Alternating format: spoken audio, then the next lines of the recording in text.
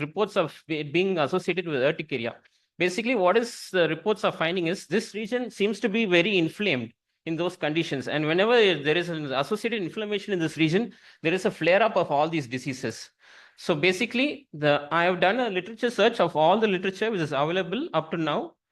And apart from the old literature, there are some new literature which shows that in the cases of IgA nephropathy, there is an increased level of inflammation in this region. So back then, in the original Japanese articles, there was just one way to diagnose diagnose this condition. Basically, there was a long swab which was passed into the nasopharynx and slightly prodded in the posterior aspect.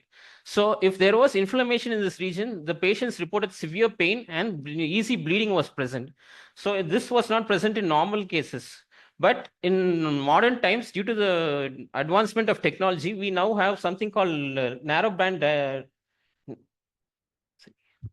Sorry, we have something called narrowband diagnostic nasal endoscope, which gives us a picture, very clean picture on whether the nasopharynx has got a lot of blood vessels and submucosal edema present. So this is a case photo where this is a direct light endoscope image of the nasopharynx and it is inflamed, and that is the narrowband image of the same, where you can see a lot of submucosal vessels and submucosal edema present in the place. So basically, the pathology is such that inflammation of this region activates dendritic cells which are present in that area, and that goes on to activate like cytokines and other macrophages and other cells, which go on and increase the permeability in the glomerular cells. This causes more hematuria and other autoimmune conditions. There are other theories on how this is made about. Some theories suggest there is an infection of the vagus nerve, but there is still not yet evidence to suggest the same. Thank you. What is the objective of this paper? So basically, I wanted people to investigate this more in other conditions. And you said you have reviewed all the literature. Yeah. How did you do all the literature review? What is your method of reviewing all the literature? Like all which I had access to, not. No, there were some journals which were behind paywall, so I could not get access to them. No, sir, Dr. Jonathan, the pharynx or the epipharynx is the drainage area of the maxillary sinus. Okay, remember that the maxillary sinus or they have to drain into a lymph node, and the lymph node that they drain into is the posterior pharyngeal plexus. You understand? Now you are examining something superficial, and you're taking some swab or whatever it is. For what are you taking it for? Organisms, or are you taking it for some study of exudate, study of some cells? What are you doing it? So, and it will be a reflection of what? So this will be like a biopsy. We are seeing whether the cells have changed from normal. There is already a description on normal cells. Take it as a posterior pharyngeal wall biopsy. Yeah. And predominantly it will be lymphoid tissue. Lymphoid tissue. What will be the basis of your doing that biopsy? There must be some systemic symptoms. No, this is when you have ruled out all other causes like chronic rhinosinusitis, any obstructive causes which can cause post-nasal drip. Everything else is ruled out. If there is nothing which is fitting the syndrome, then maybe we can examine this. That is the idea of this study. What is your conclusion? I'm totally lost by.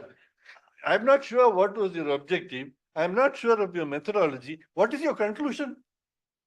So this would be like we should incorporate like examination of this area in practice for rheumatology, even some autoimmune conditions. That is the main goal.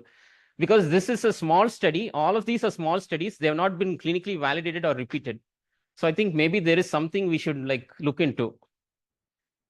Yeah, examine the posterior pharyngeal wall in detail. If we are talking about sensitization of an entity, then you should be able to say over the literature search how many of these cases were described, and was it similar or dissimilar? Where is your? I'm not able to understand. That is why any study has to start with an objective. And then you must plan out, well, how do you meet that objective?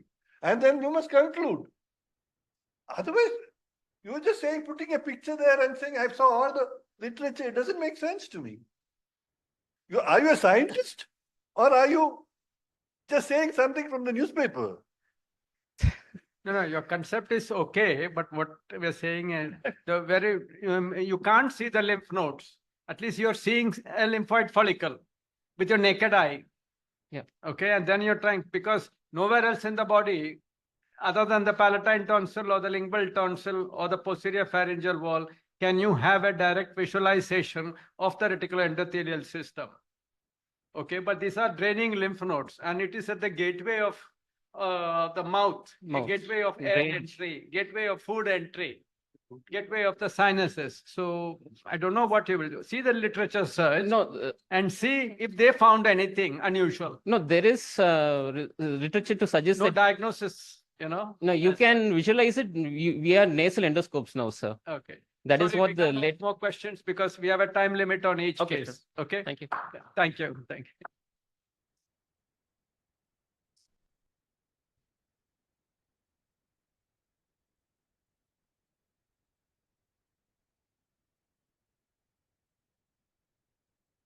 Good evening. Good evening.